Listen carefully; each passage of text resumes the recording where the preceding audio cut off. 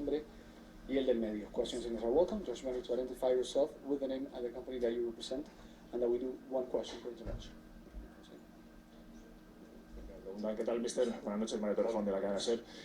Quería preguntarle, en un desastre colectivo como el que ha sucedido hoy, ¿qué cuota de responsabilidad se atribuye usted y si cree que este resultado tan abultado le complica su día a día en las próximas semanas en el Madrid? Siempre que se gana y se pierde, todos tenemos parte en ello y lógicamente nos duele y nos duele mucho, ¿no? Perder y perder de esta manera y con un equipo como el Barcelona, pero lo que hay que hacer es unirse, trabajar, mejorar las cosas que tengamos que mejorar para pensar enseguida en el próximo partido y tratar de conseguir los 3 puntos que nos harán falta para seguir en la pelea. En el caso de la Liga, estar ahí y nada más.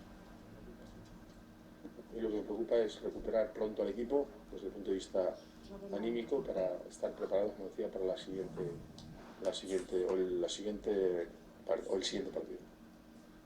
Rafa, ¿te ha decepcionado la actitud de tus jugadores en algún momento? Jaime Rodríguez del Mundo, perdona, buenas noches. ¿Te ha decepcionado la actitud de tus jugadores en algún momento del partido? No, yo no hablaría de actitud. Yo creo que nos hemos enfrentado a un buen equipo, hemos cometido errores, los hemos pagado y eso nos ha ido complicando cada vez más el partido. Evidentemente, la ocasión de Marcelo al principio del segundo tiempo, al margen de alguna otra, pero sobre todo esa, es un punto clave, ¿no? Si hubiese sido gol, habíamos hablado del descanso, de que podíamos entrar en el partido.